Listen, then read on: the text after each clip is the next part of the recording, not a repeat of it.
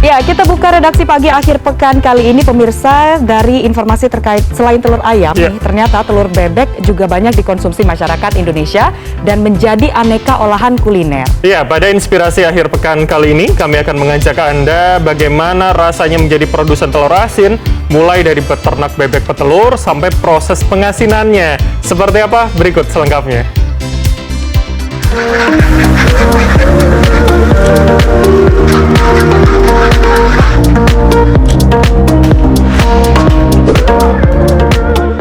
Pecinta kuliner, wah pasti sudah familiar dengan makanan yang satu ini, telur bebek. Ya, selain telur ayam, telur bebek cukup banyak dikonsumsi warga Indonesia. Bahkan, telur bebek merupakan salah satu makanan pokok dalam beragam kuliner masakan Asia.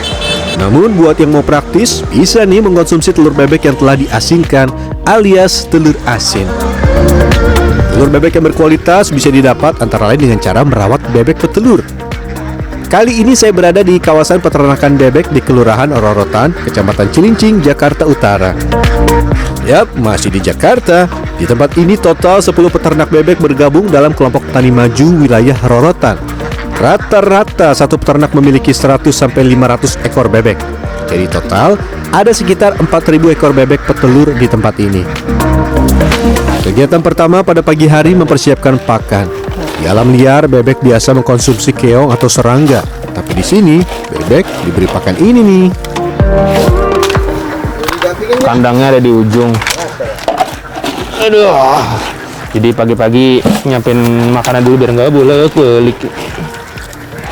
Ini pala udangnya segar banget, men. Ambil dari Muara Baru ya, Bang ya? Dari Muara Baru. Masih fresh from the oven, tapi tetap dong anis. Ya gitulah.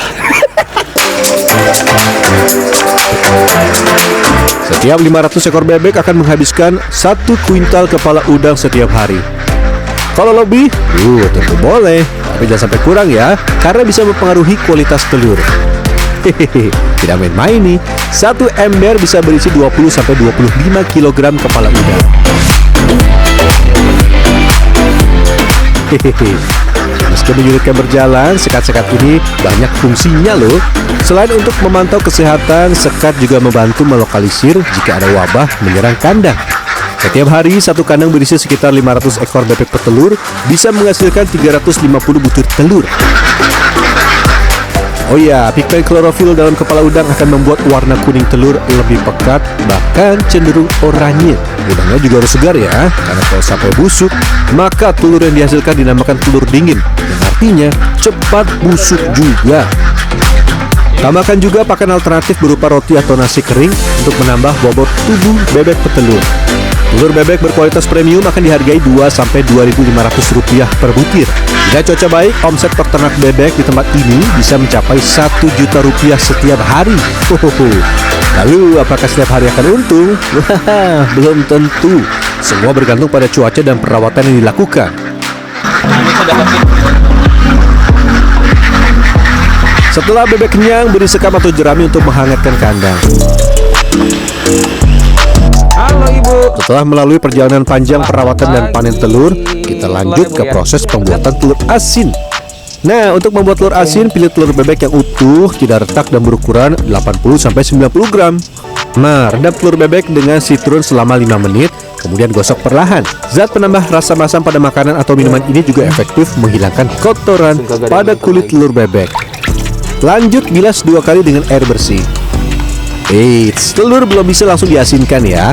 Sortir terlebih dahulu menggunakan lampu yang telah dimodifikasi. Oh iya, telur yang sudah pecah jangan diasinkan karena bagian dalamnya akan terkontaminasi. Rongga udara terletak di antara membran bagian luar dan bagian dalam pada ujung telur yang lebih besar. Nah, ini yang bisa, ini nggak bisa Ibu ya? Iya. Oke, ini kata ibunya udah terlalu lama ya. Udah lebih dari 4 hari setelah ditelurkan, jadi sudah tidak bisa lagi diasinkan. Nanti hasilnya nggak maksimal. Tapi apakah dibuang begitu saja? Enggak, masih bisa dibikin. Martabak bisa, nasi goreng bisa. Tapi kalau untuk diasinkan, yang ini, wah, jangan. Nanti hasilnya tidak maksimal, malah pembeli komplain. Ingat, telur juga tidak bisa diletakkan sembarangan. Rongga udara harus terletak di bagian atas agar tidak pecah. Lanjut, setelah telur dicek, kita buat bahan untuk mengasinkan. Duduk lagi. Oh, belum. Ayo, yang tebal dikit Pak. Yang tebal dikit. Yang tebal. Oke. Ya, gitu. Jadi Pak. jangan pelit Iya, ramuannya supaya betul. rasanya merata Iya, ke semuanya. Ya kan? Ya, jangan takut kotor. Jangan takut kotor Pak. Supaya telur asinnya enak. Iya. Oh, dan harusnya perhatikan mirsa, tidak boleh bagian rongganya itu di bawah. Jadi bagian lancipnya di bawah. Bener ya? Rongganya di atas berarti lancipnya di bawah. Oke, waduh. Kalau sampai salah bahaya. Nanti bisa hitam telurnya. Jika ingin rasa sedang, 10 hari saja cukup. Tapi kalau ingin lebih asin, bisa didiamkan sampai 14 hari. Nah, ini dia telur bebek yang telah diasinkan hampir 2 minggu. Salah satu alasan produsen telur asin menggunakan telur bebek adalah pori-pori yang lebih besar, sehingga larutan garam lebih mudah masuk. Telur bebek juga memiliki cangkang yang lebih tebal dibanding telur ayam, sehingga tidak mudah retak selama proses pengasinan. Hehehe, jatuh telurnya. Saya kurang fokus nih. Ya. Yo, tuh. Ya udah, biarin ganti. Ya, lihat tempatnya. Lihat tempatnya. Tuh. Begitulah pemirsa. Mana itunya? Bapak, mangkoknya. Ya, begitulah. Norong geser. Ada. Setelah dicuci bersih untuk menghilangkan tanah merah yang menempel, telur bebek disortir lagi. Ketika kuning telur disinari akan tampak bulat sempurna, sebab jika pecah ada kemungkinan akan busuk atau gagal dalam proses pengasinannya. Lalu apakah telurnya sudah bisa dimakan? Nanti dulu, kukus terlebih dahulu karena masih mentah. Masak telur selama 4 jam. Bila pengukusan hanya 2 jam, telur akan bertahan 3 hari dalam suhu ruangan. Namun bila dikukus selama 4 jam bisa bertahan seminggu. Dan warna kuning telur juga akan jadi lebih pekat. Sebelum pandemi, produsen telur asin sejak 2006 ini bisa meraup omset sampai 50 juta rupiah per bulan. Namun pandemi memukul bisnis sampai separuhnya.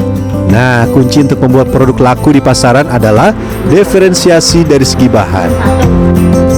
Kita kelompok tani ngajarin herbal, jadi kita bikin herbal aja, siapa tahu bisa bikin herbal. Kita uji lab, alhamdulillah hasilnya bagus. Terus pameran itu booming, terus saya dikejar-kejar retail.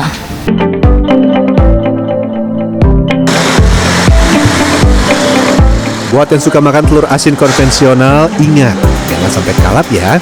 Meski rasanya lezat, manusia dewasa maksimal hanya bisa mengkonsumsi 200-300 mg kolesterol per hari.